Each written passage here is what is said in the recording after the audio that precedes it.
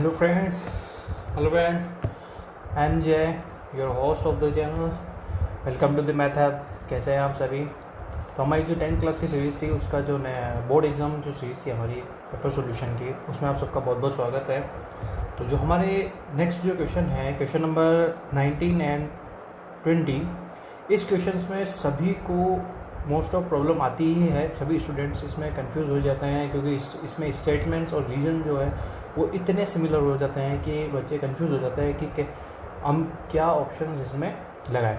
तो let's see कि हम इसको कैसे सॉल्व करते हैं और इसमें कैसे हम कन्फ्यूज़न को दूर कर सकते हैं. तो इससे आपको फुल मार्क्स गेन होंगे. ठीक है, तो लेट्स स्टार्ट द वीडियो. चलो चलते हैं नेक्स्ट क्वेश्चंस की तरफ. तो हमारे क्वेश्चंस हमारे पास क्या है देख लेते हैं. हमें क्या क्या गिवन है. हमें बोला गया है कि इन चारों स्टेटमेंट्स में मतलब जो चार ऑप्शन दिए हुए हैं वो कौन से सही हैं. तो हमारे पास जो एक असर्शन दिया हुआ है, असर्शन ए दिया हुआ है. हम 19 क्वेश्चन सबसे पहले ले रहे हैं. तो क्या है वो देख लेते हैं. The system of linear equations ये गिवन है such that and such is inconsistent. यानी कि हमें क्या बोला गया है यहाँ पर, ये जो है इनकंसिस्टेंट है. क्या है? इनकंसिस्टेंट है. देन रीज़न हमें बोला गया है यहाँ पे कि when two linear equations don't have unique solution they always represent parallel lines. ठीक है, तो हमें ये बताना है कि सबसे पहले तो ये प्रूव करना है कि जो स्टेटमेंट ए है यानी कि असर्शन ए जो है वो ट्रू है या फॉल्स है. देन हमें उस ए के बेसिस पे जो रीज़न आर दिया हुआ है, रीज़न आर गिवन है हमारे पास, वो इस ए को सेटिस्फाई करता है या नहीं करता है. ठीक है, यानी जो रीज़न गिवन है वो एग्जैक्टली है सही या नहीं, वो हमें इसमें पता करना है. ठीक है, तो लेट्स स्टार्ट. हम 19 को पहले करेंगे. हमारे पास जो सिस्टम ऑफ इक्वेशन है उसमें दो इक्वेशन गिवन है. वो क्या क्या है हमारे पास? 3x minus 5y plus 7 is equal to 0 and minus 6x plus 10y plus 14 is equal to 0. ये हमारे पास दो इक्वेशंस क्या है गिवन है. ठीक, अब हमें बोला गया है कि ये जो दोनों इक्वेशंस है वो क्या है, कौन से इनकंसिस्टेंट है. तो फॉर इनकंसिस्टेंट जो इक्वेशंस होती है तो उनमें कुछ एक कंडीशंस होती है जो हमारे पास, वो क्या है,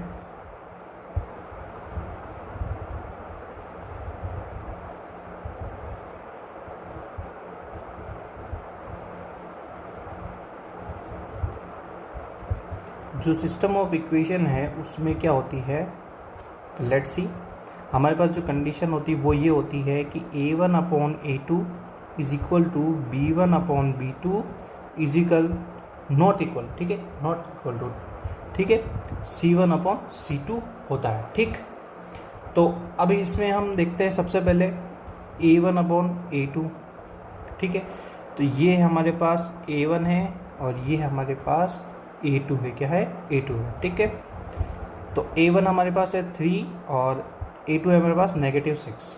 ठीक, तो हम इसको जब जैसे सॉल्व करेंगे तो हमारे पास कितना आएगा, -1/2. ठीक है, तो ये का आपस में कट रहे हैं. नेक्स्ट हमारे पास क्या हो जाएगा, b1 अपॉन b2. तो ये हमारे पास है b1 और ये है हमारे पास b2. तो b1 है कि हमारे पास -5. ठीक है, और b2 है हमारे पास 10.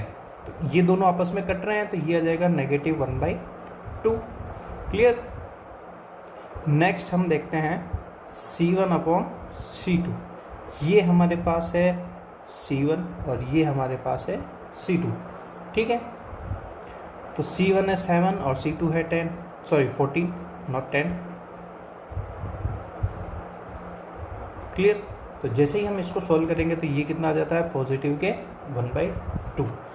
तो अब हमारे पास sense -1/2 is equal to -1/2 is not equal to 1/2. Clear. For this reason the lines are parallel जब भी सिस्टम ऑफ इक्वेशन हमारे पास जो है इनकंसिस्टेंट होता है, क्या होता है, इनकंसिस्टेंट होता है, तो लाइंस क्या होती है, पैरेलल होती है। क्या होती है, लाइंस पैरेलल्स होती है। ठीक है, the system is inconsistent,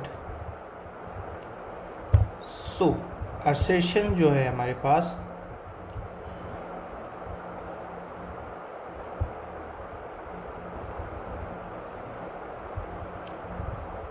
A is true, क्या है, ट्रू है हमारे पास। ठीक है, इसको थोड़ा सा और अच्छे अक्षरों में लिखते हैं ताकि क्लियर लगे।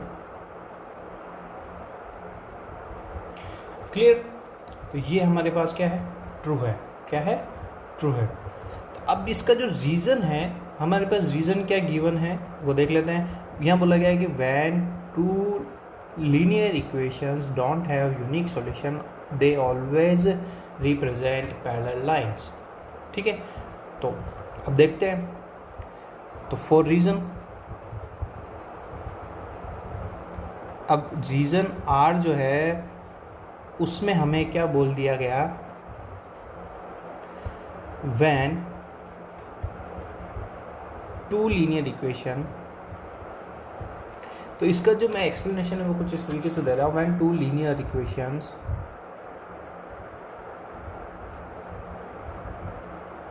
Don't have unique solution, then that's mean that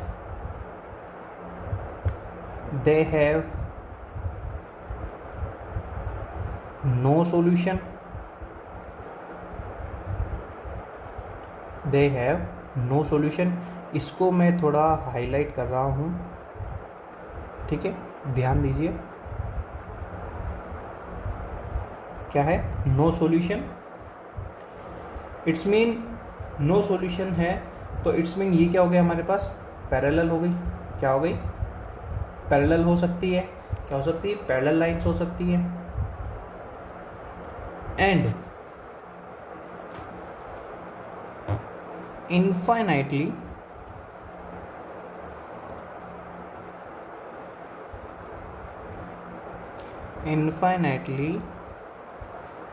many solutions,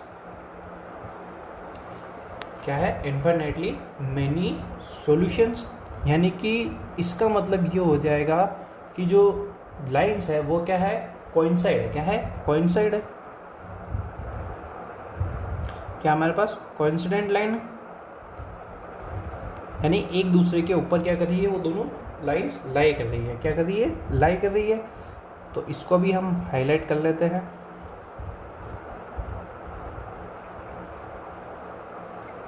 जिससे क्या होगा कि ये थोड़ा अच्छा दिखेगा। ठीक है, ये लाइंस क्या हो गई हमारे पास, हाईलाइट्स हो गई। क्या हो गई, हाईलाइट हो गई।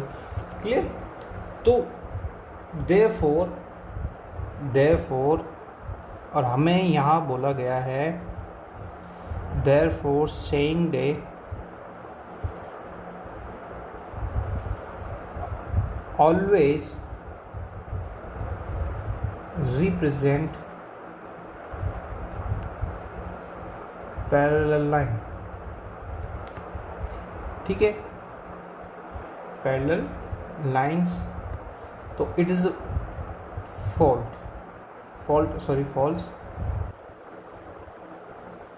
reason R is false. False का रीज़न भी आपको पता चल गया है। अब आपको ये डाउट आ रहा होगा कि सर ये फॉल्स कैसे है।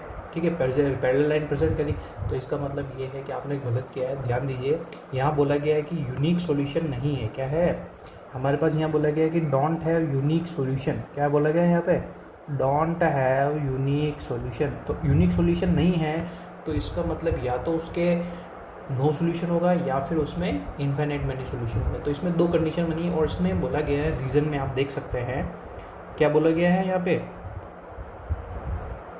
यहाँ ये बोल रहा है कि दे ऑलवेज रिप्रेजेंट पैरेलल लाइन, तो ये रॉन्ग है, इसमें कोइंसिडेंस का भी केस हो सकता है, ठीक है। तो इस वजह से ये क्या हो जाएगा हमारे पास, आर जो रीज़न है वो क्या हो जाएगा, फॉल्स हो जाएगा। तो हमारे पास इसका जो आंसर है वो आएगा हमारे पास, इसमें आएगा सी ऑप्शन। क्या आएगा, सी ऑप्शन। तो option C is correct, option C is right answer, ठीक है। जिसने सी लगाया है उसका ये सही है, ठीक है, क्लियर। अब नेक्स्ट बढ़ते हैं हम इसके 20th क्वेश्चन के ऊपर। तो 20th क्वेश्चन में हमारे पास बोला गया है क्या, HCF, यहाँ क्या बोला गया है, ध्यान से देखिए, HCF of such is such where m is a prime number, ठीक है।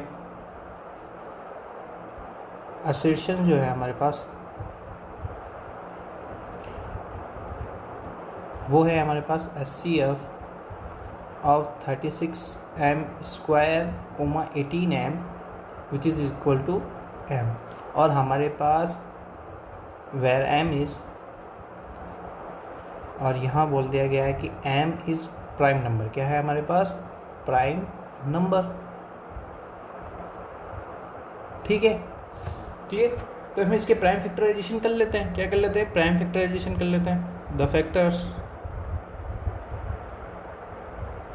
आर 36m स्क्वायर की क्या हो जाएंगे हमारे पास, 2 × 18 × m × m, क्लियर। और हमारे पास 18m की क्या हो जाएंगे हमारे पास, 1 × 18 × m। तो इसका जो HCF है वो सीधा सीधा हमारे पास क्या आ रहा है, HCF इज 18, क्या आ रहा है हमारे पास, 18m। क्या आ गया हमारे पास, 18m, ठीक है। तो A इज ट्रू, क्या है, असर्शन जो है हमारे पास A इज ट्रू, क्या है हमारे पास, ट्रू है, क्लियर। अब हम देखते हैं कि जो रीज़न गिवन है वो ट्रू है या फॉल्स है। तो देख लेते हैं रीज़न के लिए भी।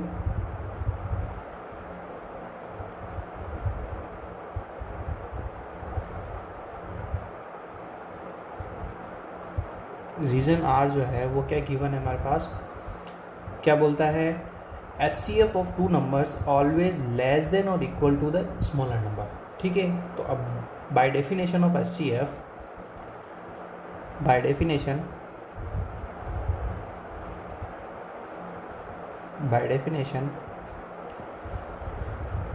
HCF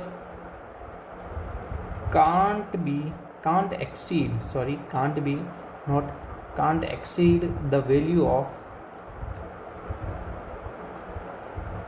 the smallest number in the set because it must be a divisor of that numbers या of that number, ठीक है। तो रीज़न आर जो है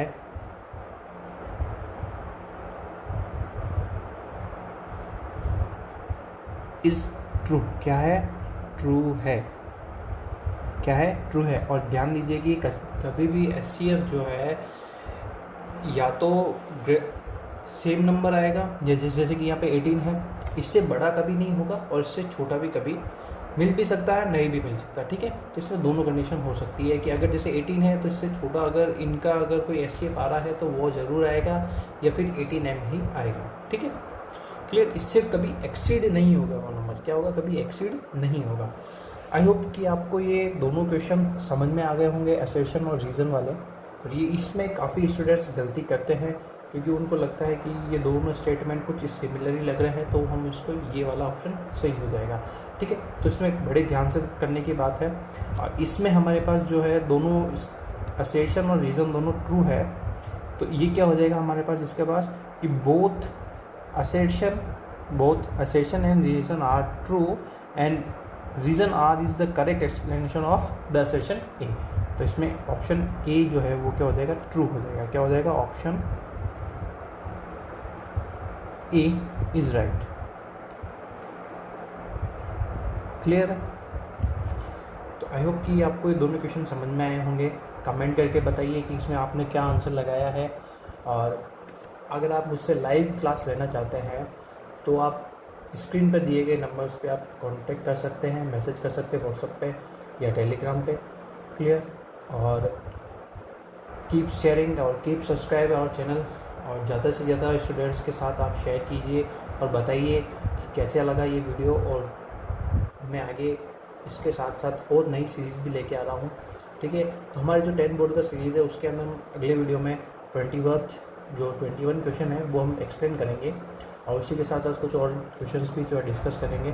आप मेरे यूट्यूब चैनल पे जाके देख सकते हैं कि काफ़ी सारे वीडियोस भी मैंने बनाए हैं। मैं फुल कोर्स का भी वीडियोस बना रहा हूँ जिससे आपको पूरा कोर्स कंप्लीट करने में भी इजी गोइंग हो। और मेरा जो वीडियो एक्सप्लेनेशन वो काफ़ी ईजीएस्ट होता है, ईजी लैंग्वेज में होता है, ताकि आपको अंडरस्टैंडिंग और एक्सप्लेनेशन काफ़ी अच्छे से समझ में आए। Thank you, bye bye, see you in the next video. और keep subscribe and keep sharing with your friend and family. Thank you.